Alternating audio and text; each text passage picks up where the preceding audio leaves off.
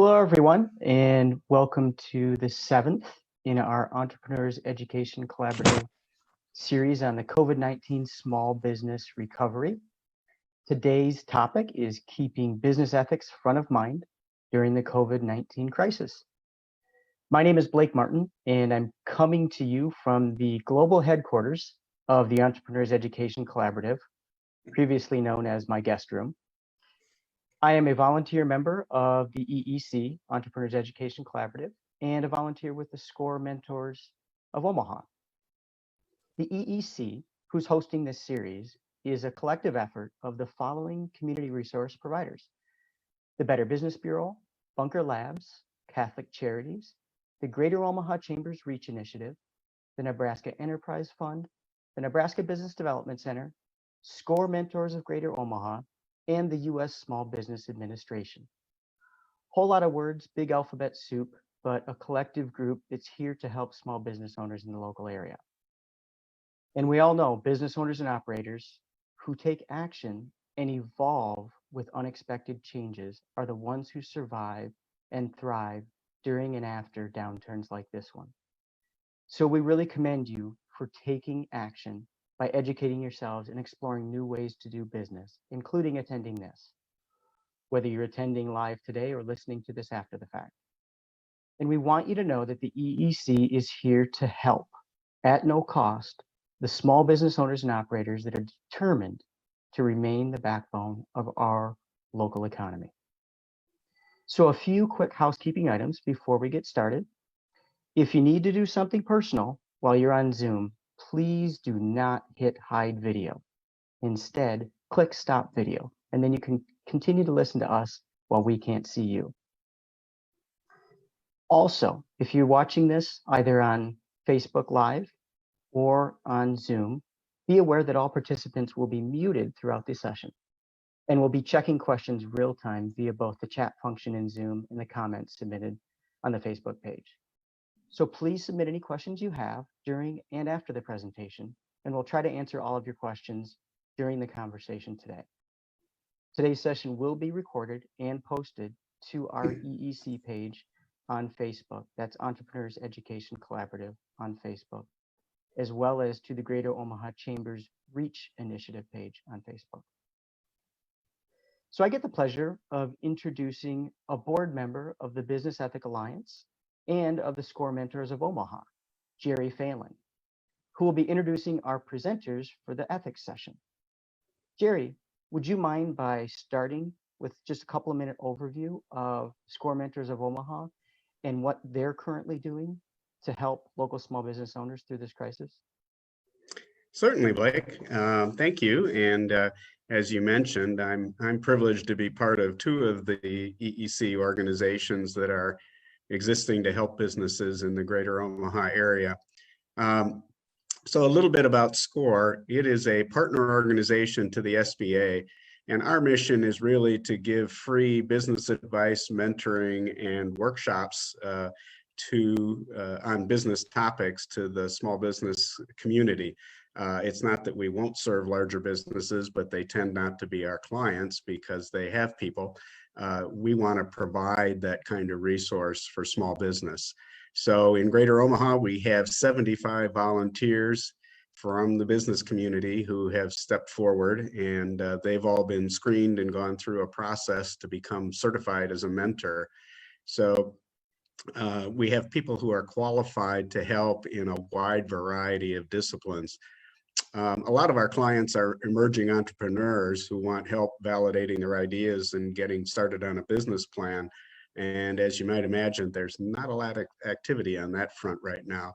So what we've primarily been seeing is our mentors reaching out to their existing clients, people who have businesses and are struggling, obviously, in the crisis. And we can offer help, certainly with the disaster loan applications, other financial help that people might want to look for, marketing ideas, making sure they're staying in touch with their customers, social media, you name it. We have volunteers with all of those skills.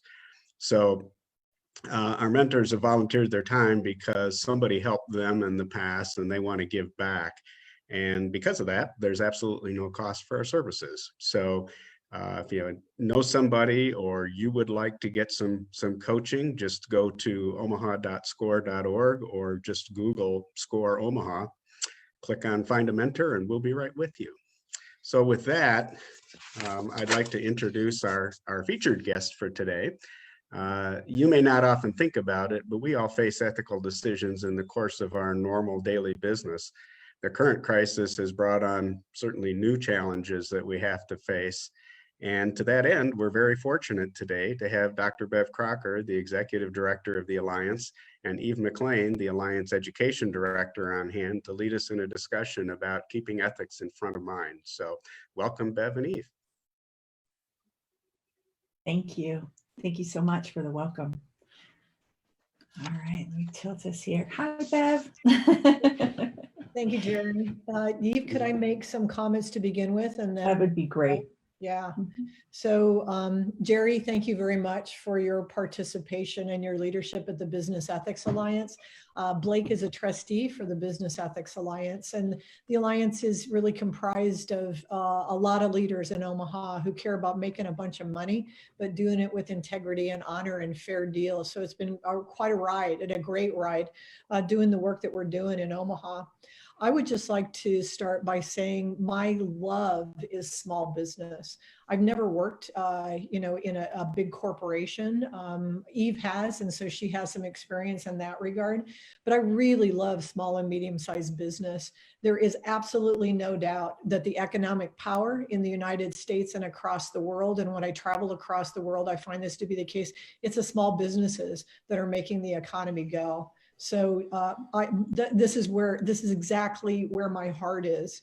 And I would bet that I'm as frustrated as you are if you are running a small business or associated with a small business now. The frustrations are incredible.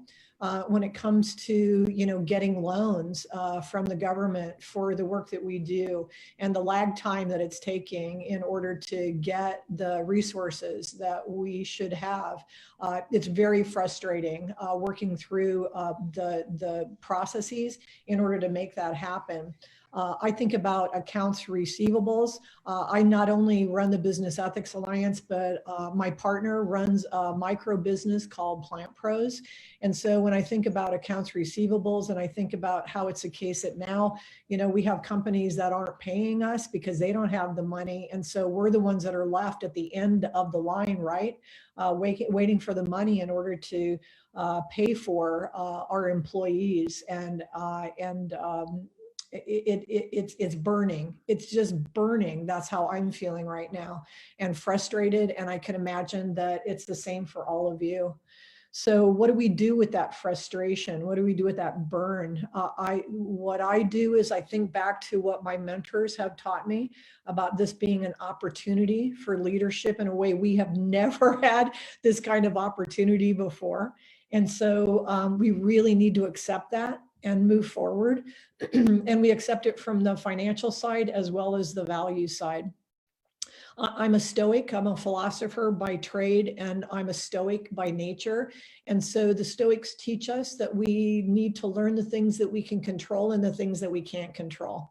We can't control what's happening with the virus right now, but we can certainly control the frustrations and the fears that we have and the communication that we do with the people around us. And so having this kind of session just really feeds into calming ourselves and reminding ourselves what we can control and how we can move forward as leaders. So I'd like to end this particular part and then turn it over to Eve for some questions that we want to ask each other, and then open it up to the whole audience. I think about why I'm in business, whether it's not for profit or for profit. And I think every business owner and everybody in business has a different answer to that. But my answer down through the years is I just love employing people. I love having the opportunity to have employees around me where I can feel proud that I've helped them pay their mortgages and get their kids through college and take a vacation every once in a while. So that pride, I bet, is something that every one of you feels as well. And that's why there's even a bigger burn here, because what we're finding is while we're taking care of our organizations, it's getting harder and harder to take care of our employees. And so with that in mind, we got to recognize what our purpose is and think about some strategies to help us take care of our employees in a stronger way than we perhaps ever have, as we're trying to make sure that the business stays afloat. And so with that in mind, Eve, any questions you want to ask about that we can get the conversation going on? Absolutely. I think that actually centers around the 2 points that were sent out for us. We do have this burn of how do we balance this obligation that we have, not just an obligation, but a joy that we have to employing people and having them an active part of society. So the main topic, the first topic that we had up there was about keeping staff employed, but keeping them safe at home. And at the Alliance, we've received actually quite a bit of feedback and questions around this topic. The heart of it is what obligations do companies have to their employee safety? What obligations do they have to their customers? What obligations do they have to solvency, to themselves, right? So, yeah. I'm sorry to interject, but I'm just trying to interrupt. Somebody needs to mute their line. They're typing in the background, and it's gonna interject into the audio for everybody else. So kindly, if you haven't muted your line and you are typing or anything else, please do mute. Thank you. All right, so over to you, Bev, on that question. Yeah, so the question was, how do we take care of our employees, right? While we're having them work at home, perhaps. So at the Alliance, we have a framework that we use in order to make decisions that are financial decisions as well as ethical decisions. Excuse me for this. And we think far, wide, and high. So the first thing we think of is far. We think about how we can keep our organization afloat. We have financial obligations, okay? It has to be the case for our organization to exist. We have money coming in, and there's nothing to be embarrassed about, nothing to put aside there. As a matter of fact, we have an obligation to keep our organization going. So we need to know that. So the first question is, do we have the finances in order to keep our employees on, in order for them to work at home at the same time, we're doing other things with our business. So financially, you have to ask yourself whether you have that or not. And none of us knows that answer for you. But then it's not just a financial question. It's a question about the obligations that Eve brought up as well. Obligations to our employees, because we entered into contracts with them, right? When we employed them. And we said, you do this for us and we'll do this for you. And so I think each one of us needs to go back to those contracts that we have either written down or they're implicit. And we need to ask ourselves, what is that contract that we have with our employees? I know at the Alliance, and I know that Jerry and his business, we think in terms of family. We think in terms of employing somebody as long as we possibly can, in order for them to be able to live good lives, because that's the purpose for us, right? To be able to have that employment happen. And so the first thing that we would do is we would think about how we could reduce pay for ourselves and then find ways for our employees to work at home.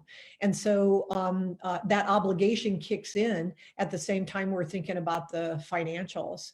And how do you do that? And how do you make it happen that your employees can work at home? That is a question I think a lot of the business people that are attached and are on this line can probably answer. And we'd love to hear how you're actually making it happen. But what I do know in terms of leadership and obligations to our employees, we need to over communicate what it is that we're doing with them. And we need to help them understand in as transparent way as possible what the strategies are in the organization, so they know what's coming as soon as they possibly can in order to prepare for themselves about what they need to do in their lives. So this is some of the things that I think about as I think about taking care of our employees and having them work at home. Eve, what do you think? Any other comments? I think a point that I'll raise there, and this is something that you and I have talked about in the background before on this, Bev, is there's also this obligation to keeping our companies solvent, right? So that we can go on after this. And I think that's one of the major conflicts that we have is how much care do we give to the employee side of this, yet how much reality comes into what's necessary to keep us solvent. And these don't necessarily have good answers. If your job relies on going into people's homes and painting walls, you can't do that remote, right? And what's the impact of that? Yeah. You know, I learned years ago that there is a, how do I put it? There's a list of priorities. Number one, the organization is first. Number two, the team is second. Number three, it's the individual. But that doesn't mean that the individual is less important, morally speaking, than the organization. But as a friend of mine at Gallup says, you can't be a broke do-gooder. And so it has to be the case. It must be the case that we are all comfortable doing business during the crisis. That we don't feel embarrassed by reaching out and doing sales, that we don't feel embarrassed by the regular tactics that we use in business in order to actually run a business. But at the same time, there's a level of care and a level of obligation to our employees that's ratcheted up because of what's happening to them and because of our obligation to take care of the organization. But when push comes to shove, if the organization has to go on, you have to figure out ways to strategize to cut back on employment. It just is a matter of fact. And the way you do it ethically is what matters. It's how you do it, how you communicate it, how you let people go in the way that is most compassionate and most caring. But in between all that is having people work from home and making it the case that they have an opportunity if they can. Like you said, I mean, if they're painters, it's not like you can get on your computer and work from home. And Jerry too, my partner, I mean, he's watering live plants. You can't do that virtually. And so it just is the case that people are front line. And you have to keep as many of them going as you can in terms of your obligation to them. But there may come a time when you just can't go into the houses and you can't have that kind of activity occur. But it's not only that, Eve, it's also, if I think about the people that can do work virtually, they're doing work virtually in a way that they're doing work in a way that they hadn't before because they were around colleagues and now they're around family members. And you, I think, have that kind of burn, right? So what do you do in terms of managing the obligations that you have to your employer to actually work from home at the same time that you are taking care of your family obligations and you have kids too? And so you're probably homeschooling. So what the heck do you do there in terms of balancing all those obligations? Because as you said, I mean, there are right answers here in the sense that it would be wrong for us to give up our responsibility to any one of these stakeholders. But it is the case that for every one of us, we need to be thinking about all the stakeholders in order to make those decisions for ourselves about what that right balance is. So perhaps you could let us into your brains to see how you're balancing all of those obligations against each other as you're taking care of your family as well as your job. Yeah, absolutely. I'd love to. There's two nuggets that I want to look at with this. The first one is, or I'm going to make it the second one. The second one is, how am I personally balancing it? The first one is, how do we balance it from an organizational perspective? So I'm going to start with what happened on September 11th and the impact that had on me as a manager and leader and what I learned from that. I was a really young manager on September 11th, and I had a large team. And when that happened, I had in my brain that my obligation was that the company continued to operate the best that it could. And that focus was consuming for me. And we had employees who had family members that were stuck. places, that they were trying to get home, and all sorts of pressure that came up for our employee population. And what I did during that time is I told them to continue to focus on what needed to be done.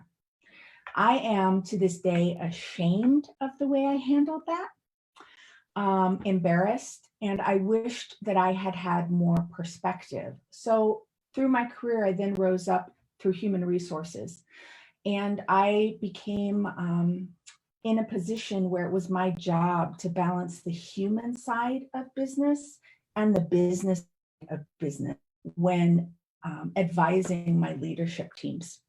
So here is what I learned. Things are not as black and white as we necessarily want them to be. It can't be about everything you need to do to make the company survive, or everything we can to be compassionate to employees. It's not that black and white. It's not an or situation. It's an and situation. What do we need to do to survive and keep our business moving? And how do we take care of these people that are having this massive impact on their lives, which means they don't show up the same way they did 2 months ago, right? And we can't have that expectation of them. So this is what I say. I say, take a look at what do you have to do to make business work. If you're in a grocery store, you have to stock the shelves. You have to have somebody up front. You have to do these things. Okay, so that is your major must-dos. Now, how can I do that with the resources I have, considering these resources are under a lot of stress? And we're seeing some cool things happening right now. Some of them are giving them increased pay, almost like a hazard pay for going through it. Some are cutting down hours and saying, I realize you have to have kids at home that you're taking care of. So can I put a little extra money on your hourly because we're getting money in. Thank the Lord, your money's coming in, but I still need you to be working. So can I give you a little bit more and shorten your hours so you can have time at home?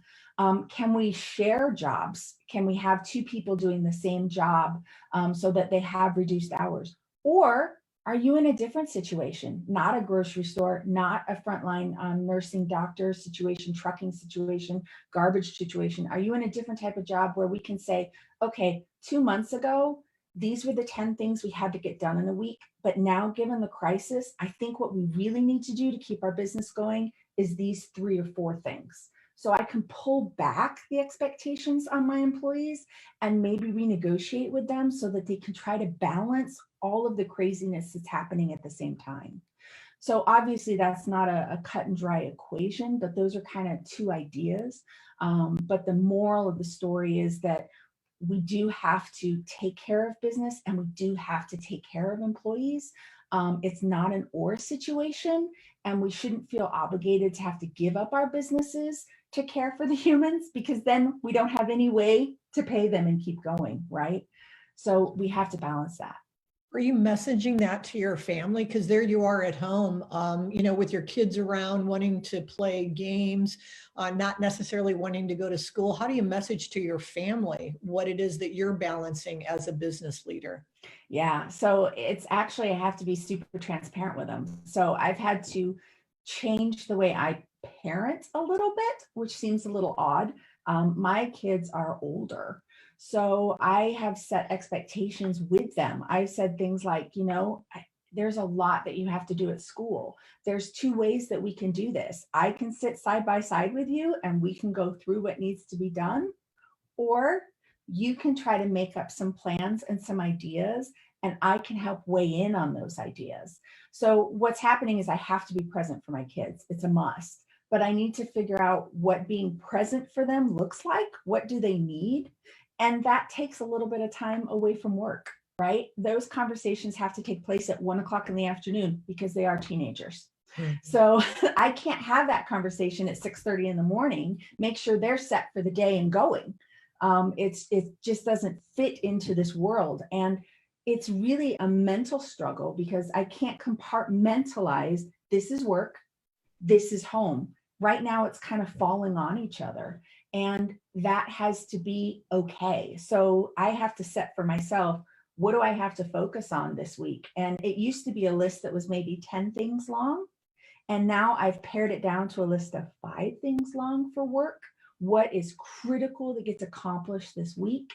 and what is critical with my kids that gets accomplished this week. But I'll go back to one more story that was kind of interesting. My husband was military and deployed a long time ago when I had real small kids. And I was running my own business at the time, trying to keep the world going at home. I had the stress of him being in a war zone behind me. And I thought, I don't know how to balance this. That literally was the word. I don't know how to balance it. And I had a super wise friend at the time that sat down and said, okay, what does success look like given this situation, given where you're at today? And success for me actually wasn't a business goal. Success for me at that moment was, I want to read to my kids every night. Like literally, what can I look back and say today was okay? For me, it was, did I get the chance to read to my kids that day? Mm-hmm. Once I had that goal, I was able to organize everything else and let go some of the pressures and stresses that I had. Okay, we had spaghetti for the 5th or 6th day in a row, but that's okay because everybody was fed and we read that night, right? So it was helping me to get something that I could focus on that defined it. But that was different for me. That was a new definition of good and success. And I had to do that personally. And I've learned that you have to do that professionally too. When stuff like this is coming around you, the way that success looked like a month ago is not going to be the same as what success looks like today, but it's not going to stop me from going after success. See, and I think that that's what ethics conversation or keeping ethics front of mind can do for us, because it helps us recognize that when it comes to the economy, it's not just the money. When it comes to the economy, it's values laden as well. And so when you ask the question, what does success mean? It gets you to think about those different values that are really important to you. And I think as business leaders, if we can do that exercise for ourselves and ask, what does success mean to us? And keep those values front of mind on a daily basis, it can calm us, number one, and keep us focused, number two. Yeah, that's wonderful. And the thing I love about the values is it's the kind of how do we act part. So if we go back to the story that I told in the beginning, I didn't do anything wrong by trying to make sure that business continued with my group on September 11th. That's not what went wrong. What went wrong was that the way I went around it and the way that I discounted that there was a human impact. Mm-hmm. That's what went wrong, right? And so when we're looking at today and we look at those values that we have as an organization, collaboration is going to look different. Achieving greatness is going to look different. And we have to give ourselves permission to say, what does it look like today? And this describes how we do business. So in the midst of a crisis, our greatness today doesn't look like what it looked like 2 weeks ago, but this is what it's going to look like right now. Yeah. I also think about, when I think about, keeping an organization going and as leaders, this is, I say, number one, that the organization succeeds, it goes on because that's what we do. We create organizations and we create profit and we drive the economy. But then I also think about what I said about it being the case that you have to let employees go sometimes, even though the purpose of business for me is providing opportunities for people to have employment. There's kind of a, go back to the economists who think in terms of the theories of micro and macroeconomics. When it comes to macroeconomics and it comes to driving the economy and making sure that we have an economy in Nebraska, in the United States, across the world, that's where, for me, what kicks in is the purpose of business is to employ people. But then in a crisis like this, there are macro level concerns because I have particular people that I employ. I have particular people that have needs. And even though it may be the case that sometimes those people aren't working for the organization long term, and that happens because I'm thinking about the overall success of the organization of having it go on. And so sometimes in crisis like this, where you have to make decisions at the micro level that really affect, the flourishing of individual people, we have to give ourselves grace where we're balancing the micro and the macro. And another way to look at it is we're balancing the short term and the long term.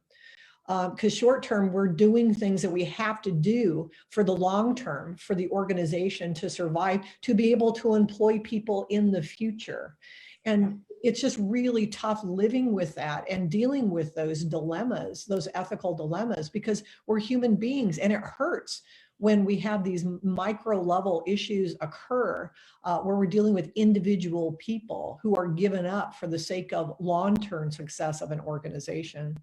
Yeah, no, I couldn't agree more. And I think this is where we have to focus on doing things in a way that we feel are respectful to the other parties involved. Mm-hmm. Stuff is going to happen. As a company, you may have been making widgets yesterday, and the economy has done what the economy has done, and widgets may no longer work. And for this company to survive, you better be able to make feathers starting tomorrow, right? And that means all these people that make widgets, either they have to be able to pivot to feathers, or unfortunately, we're going to have to let them go. And that is a reality that exists in trying to keep a business moving. The business has an obligation right now to meet a need in society, whatever it is, whatever that need is, whatever you provide, people have to want it, need it, and buy it. That is the point of business, right? So there you go. So now I have people that made widgets, and tomorrow I need people that make feathers. I may have to let those folks go, but do I do it in a way that I can still look back and say, I did it the best that I could, and I respected those people the best that I could. So 5 years down the road from now, you're not upset with the how it happened, right? Yep. So I think that's the component we have to keep in mind. We would love to have audience members participate in the discussion. Is there a way to make that happen? If anybody has any questions or comments or thoughts? Yep, they can just throw them right into the chat box, and Samantha's standing by to help field those questions for you guys. And from the folks, even from Jerry and Blake, Jim, is there anything that you guys want to add to this, or questions or thoughts or comments? So, I'd like to ask you a question. It dovetails a little bit with what you were discussing, but both of you have seen downturns before in the local and national economy. You referenced that with 9/11. Can you talk about any specific actions that you have seen business owners take, intentional actions you've seen them take, that have helped them come out of this stronger, these types of situations stronger? Do you want to take that first, Bev, or do you want me to go first? I'm thinking you go first. Okay. I'm going to echo on the transparency component. So showing respect to the employees sometimes looks like this: bringing people in and saying things are not looking the way we want them to do or to be. And we do not think that we can employ everybody in the future. We feel like we have some choices coming up. So they have been intentional and they've been open with that. But at the same time, they're presenting a plan of hope and future. So they're saying, this is what we're going to do. We're going to double down on, it's usually a strategy. So I'm thinking of the previous company that I worked with. The previous company I worked with, we had to cut 1/3 of our staff. And there are two things that helped. Number one, focusing everybody on, okay, things have to look different for us to survive. This is what we need to do. And that gave everybody who was going to be remaining a sense of purpose and pulled them together. They have this fight or flight, they have anxiety, and they want to help right now. So giving them focus, it says, this is what we're going to focus on, what we need you to do, helped that group. And then the other group, we were actually as gracious as we could be with them. With their exiting package, but we let them know up front, hey, we're going to have to close the doors for you in a month. And it gave them a month to look onwards. I don't know that we're going to have that opportunity to be that forthcoming, but those were two things that helped a lot. Yeah, it's the communication. So what I found by talking to business leaders that are in the COVID crisis right now, not so much going back to the previous issues, like you said, Blake, where we've had previous crises, talking to leaders now, communication should be exponentially more. You send out 2 emails a day, usually it should be 20 now. It just should be so much more communication about the kind of thing that Eve said, where you are brutally honest about the facts of what's going on in the business, brutally honest, but the very same time, you're optimistic. And there are communication strategies for that any business person can find on the web and can use. But that combination of brutal honesty and optimism, that on the other, there will be another side, and it won't look like what we have now, but there will be another side, is what I've seen business leaders using right now, and have gotten them through issues in the past. I'm also trying to think of some of the smaller businesses and what they've done. In this particular crisis, companies have been asking their employees to go to unemployment right away. But I have seen some strategies where companies are having their employees go to quarter time and then to half time and then fourth time. So it's kind of it's a step process in terms of keeping them on as long as possible with as much work as possible, and then ratcheting back up on the other side. I've seen that. So I see that, as well as communication strategies.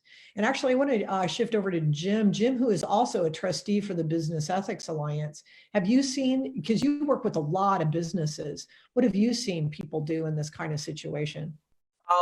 We're still seeing, people are still working in a lot of the businesses we're seeing, figuring out what's going on. Obviously, there's been a lot of shifting for some of the restaurants. We've seen some of our smallest restaurants go to delivery, to opening up, to doing drive-through. So adapting, we've started seeing a lot of our clients want to start to look at selling online. So working with Grow, Nebraska, for example, for some options. I just want to make a plug for the Department of Labor does have a program, and I forget the exact initials, so I forgot the name, but it's for, if you have to cut person's time but keep them employed, they're eligible for a certain amount of their unemployment. So let's say you cut somebody's time to 60%, they could get 40% of their unemployment. So it's a way for you to keep your person working with you, and they're still able to take advantage.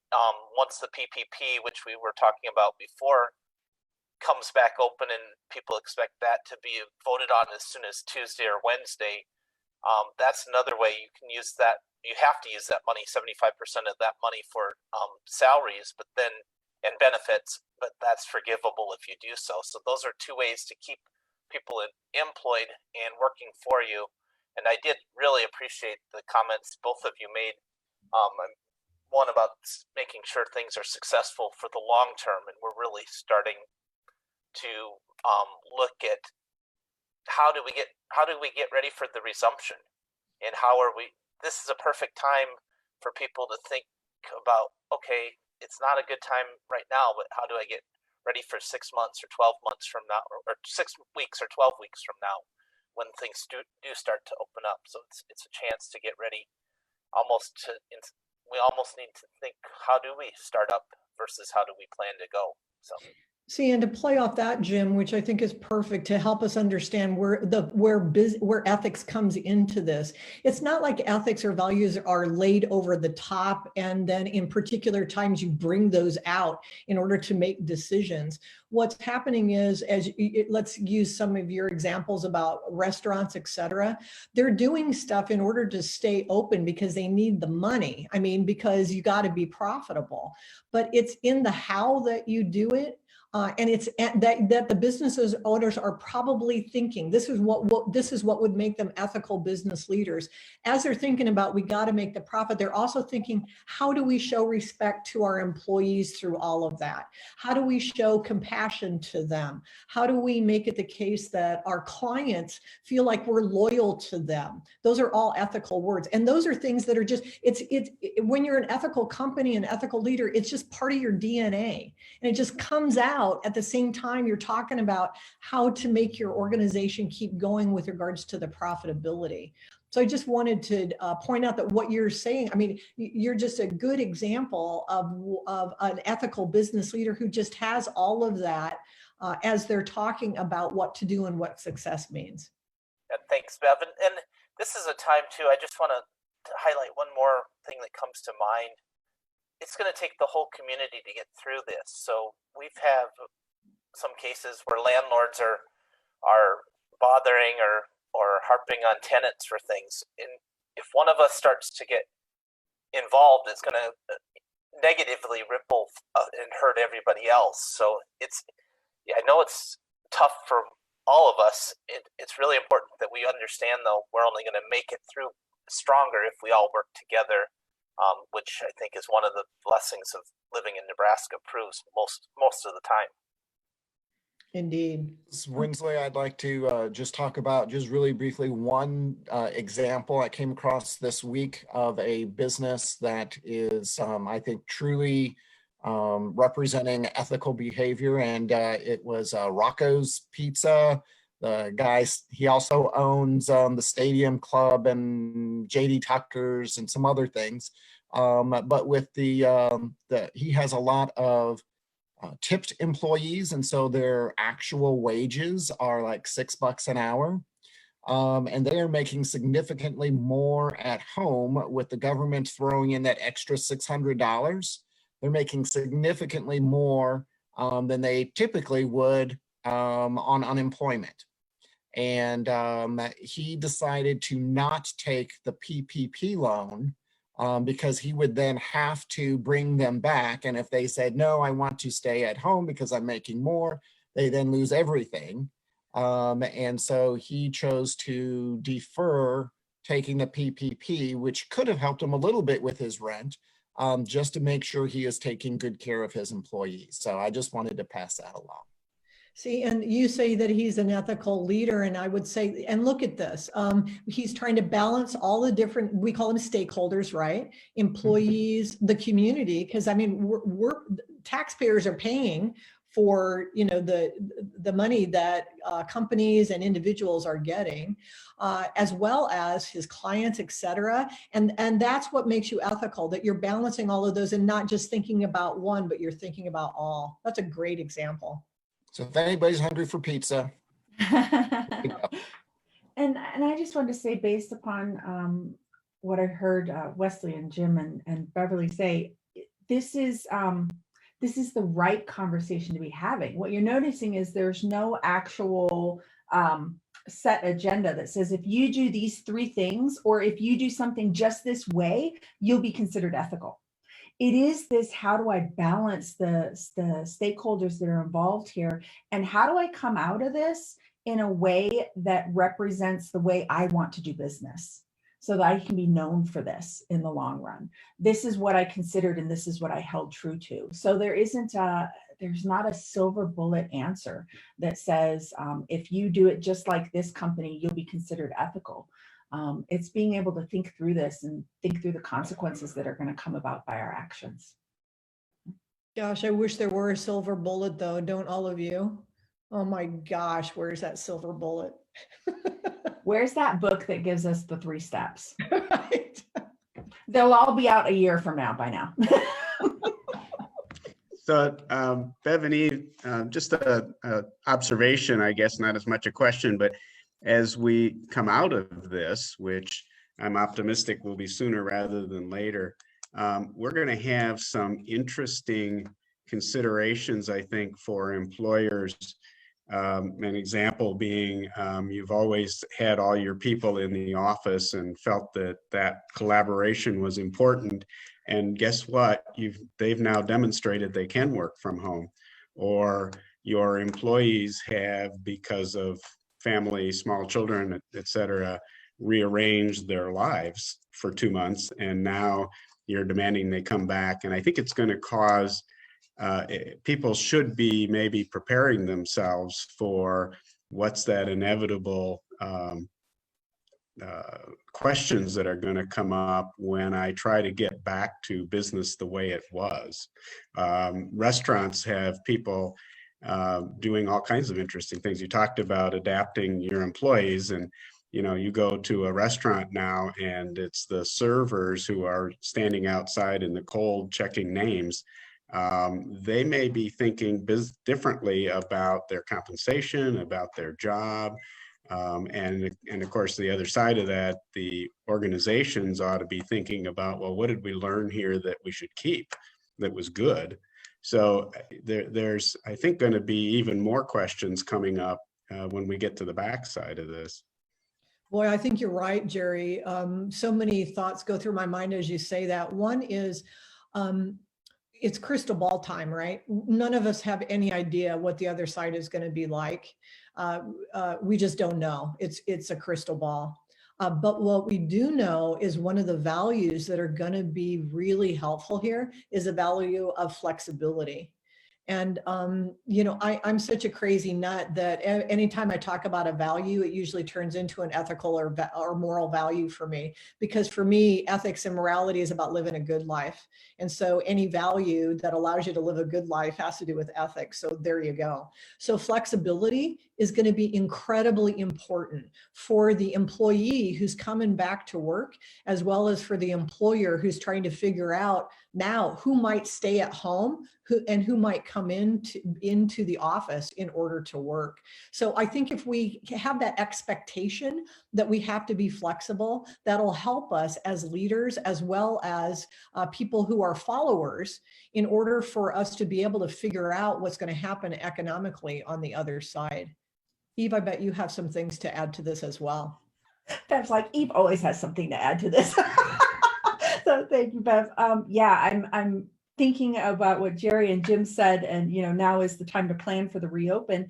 And I think that our first instinct might be, how do I return to what I had before? That's comfortable, it's known, and that feels like the right thing we need to do. But as we're trying to plan and look forward, that might not be the case, right? This might be where we have to push a little innovation in and say, okay, what did I learn through this about my business and about how my employees work and what I have to offer? And do I need to come out of this on the other side a little differently? And I think that that's a question that we can ponder right now. To Jim's point, we can start to think ahead. And to Jerry's point, what did we learn along the way that maybe wants to change differently how we offer things to the market and how we use our employees? Going back to my conversation, I told you, I think that I recently talked to Jane Miller at Gallup, and we were talking about what's going to happen on the other side, just as you brought up, Jerry. What's it going to be like when, we've had so many people flexing and somebody working from home? Do we bring them back or not? Speculation from the Gallup side is people are going to want to be working at home because there's just a lot of greatness to that. My speculation is, and you heard it first here, people, I think that there will be a call for a moral obligation for employers to provide me as an employee with a place to go into work. And I've never heard it flipped that way before, but what you find, what I'm finding in talking to different people is that they are enjoying working from home, but ultimately that's a short-term thing. They really like being around other bodies and they like having the conversations. And so there may end up being a have and a have not when it comes to what happens on the other side. And the haves are the ones that where a moral obligation to work in, in a place, have a place to go, is one that's fulfilled. I don't know. It's all a matter of speculation right now, but there may be a movement for an obligation to provide me with a place to go to work. Gosh darn it. And I'd flip it and say, oh, sorry, Blake, go ahead. No, I was just going to say, and I appreciate you following up on that, Eva. It's a very good point, and I just want to let everybody know we're coming to the end of our time, but if anybody has an additional question or comment, as Eve is closing on this point, feel free to type your question or comment into the chat box, and we'd be more than happy to address it before we finish up. I feel the danger of having a closing comment here. Give me the last word. I was going to say, to Bev's point, I wonder if it's a moral obligation for a place to go or an obligation for a culture to be a part of. And that might look different. Can it be remote? Can it be both? But I want to belong, right? Employees want to belong. And we used to always do that by bringing them together in an office. Will we learn that there's other ways to do it on the other side? I don't know. Great point. So we do have a question that came in on Facebook here. And I'm going to try and paraphrase. Maybe I'll just read it directly. Okay. So it says, I heard some guys don't collect the unemployment funds yet. So does the employer pay for the week until the unemployment funds arrive? I think that's question one. And then question two, with the PPP funding and when they get the unemployment, they can decide if they want to continue collecting unemployment or if they prefer PPP. And I think that's just the ethical question of what to do on the employer's side. I'm sorry, I don't understand the ethical aspect of it, of those. Please help. So I think the question is, if an employer has an employee who is planning on collecting unemployment, but they haven't quite made it through the line yet, and the unemployment funds haven't come through yet, does the employer have to consider potentially paying that employee until they're able to get the unemployment funding or the PPP funding? Yeah, like the disaster relief.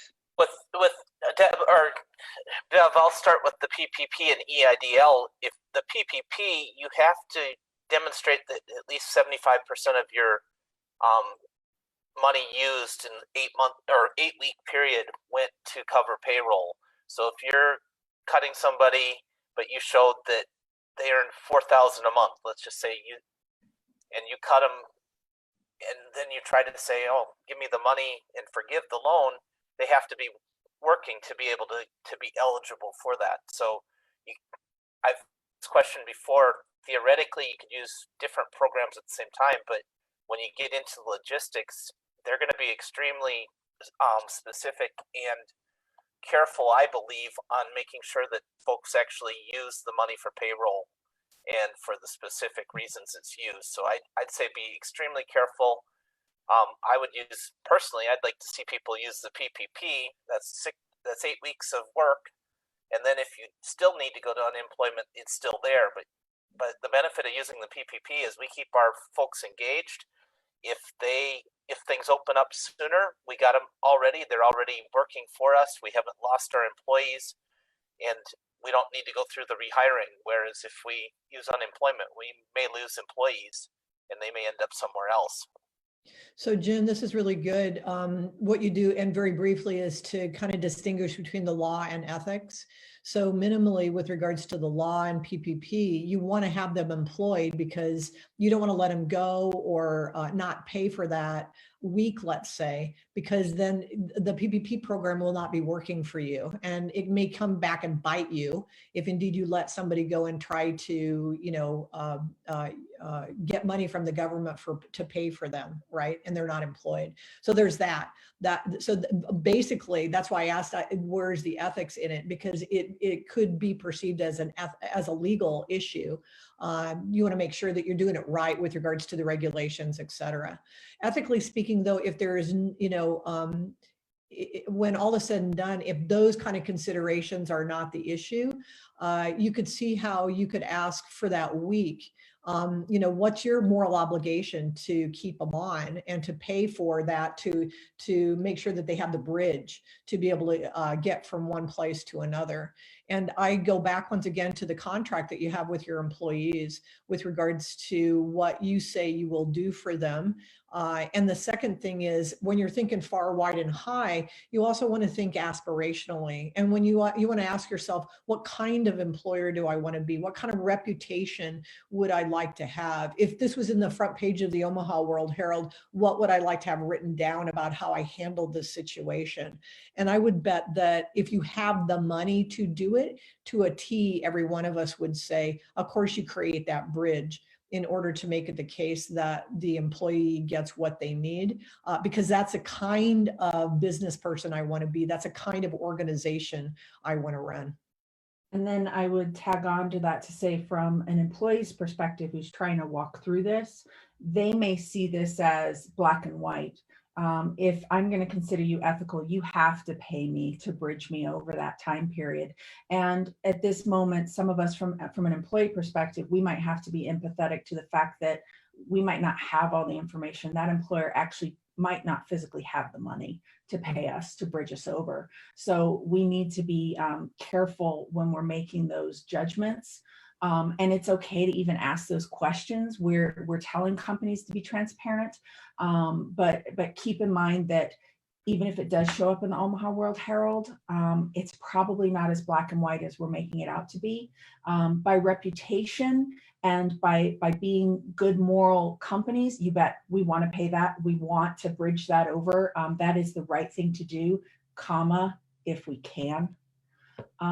So we've got to consider that it may not work the way that we want it to. And from an employee's perspective, what I think is ethical may not match up 100% with what's ethically right for that company.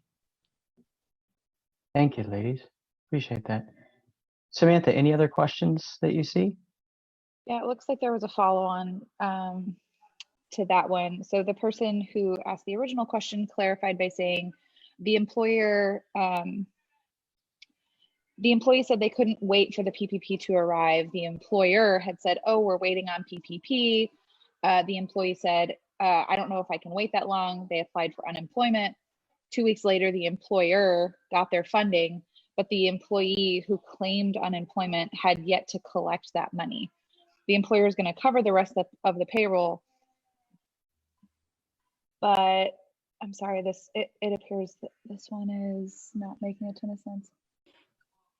Yeah. Yeah, some of that. No, Samantha, it sounds pretty specific. Yeah, it is specific. Some of it's going to depend on timing. Say, okay, say you got your PPP on Wednesday, and if somebody was unemployed last Wednesday, theoretically they could hire, or they could take unemployment for a week. The employer could call them back and say, starting Thursday, I have the money because I know I got the PPP, and so that would be something that would be provided for.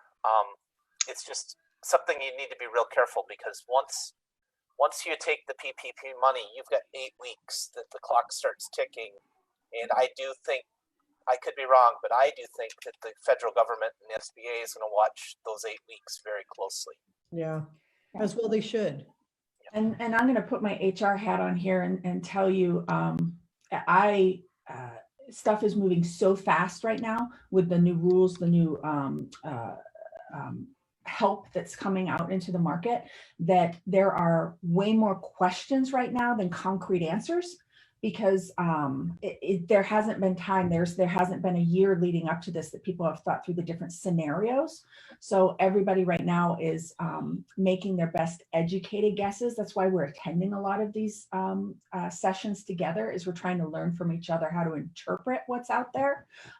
So we're just going to have to continue to do the best we can to make these decisions and move forward.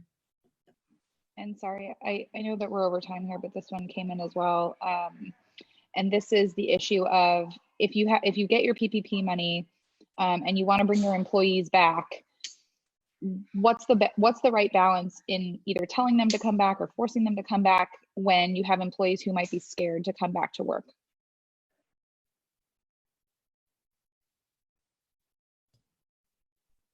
Yeah, and I think we're seeing this come about. We're seeing it in the news right now. So there are companies that are opening, and they're saying we're opening for business, And we're hearing from employees that they're fearful to go back and be around other people. So I think that that's kind of the question here that we're hearing is, what's the ethical perspective in that? Is that what you guys are hearing? Yeah, and for me, one of the best things to do is as many facts as you can possibly provide. Not everybody believes in science, but more facts will reduce fear and create calmness. So when you talk about, when you're communicating with your team about coming back, exactly what are the safety issues here? And how is the organization addressing the safety issues? That kind of communication over and over and over, not just once, but a lot, can help reduce the fear. So as many facts as you can provide about what the real safety issues are and what the company is really doing to address those at a tactile level will be very helpful for addressing the fear. And I can't, Bev, I have to tell you, I can't think of a better question to have been posed to wrap this up. Because, of course, as business owners, you'll have obligations to balance both the ethical and the legal response that you take. The legal response to those same questions were covered in our last recorded session by employment attorney Scott S. Moore with Baird Home. And that is posted to our EEC Facebook page, the recording. So you can listen to an extensive response to that from the legal perspective by an experienced employment attorney and balance that with the great feedback that Bev and Eve just gave us. So on that note, we are up to the end of our time. This has been recorded and will be posted. We want to once again give a big thanks to Bev and Eve from the Business Ethics Alliance and to Jerry for the introduction and providing us that overview reminder about SCORE Mentors of Omaha. We greatly appreciate your time. We know that all of you, like all of us, are being taxed heavily right now with questions and trying to respond to your stakeholders. So the fact that you donated your time today to help the larger good, we greatly appreciate that. As far as our next session, you all will probably notice in the chat box, I have posted information about that session that's coming up and the link to register for it, which is this coming Monday, April 20th, 11:30 a.m., like all of our other sessions. So session 8 on Monday will be an update on the banking and lending environment. And I think we couldn't have timed that one better as far as how things are unfolding and what we discussed during this call.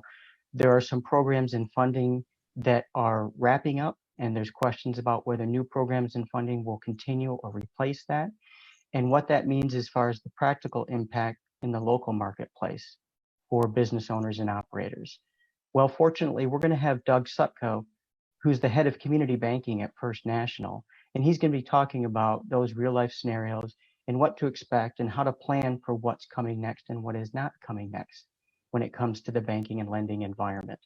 And of course, we'll also have Jim, who is on this call, along with us with the Nebraska Enterprise Fund, who will be able to add to that conversation. So once more, copy of the link to register for that will be posted on our social media. The recording of this will be posted on our Facebook page, Entrepreneurs Education Collaborative, and the registration information will be posted through our social media and on that Facebook page. Again, thank you to our presenters today, Bev and Eve from the Business Ethics Alliance. We thank all of you for attending. We commend you for taking the time to learn and educate yourselves about the best ways to navigate through this crisis. We're here with you through the rest of the crisis. We look forward to seeing you again on Monday for another great session on this series on COVID-19 small business recovery. Thanks so much to all of you and have a wonderful weekend.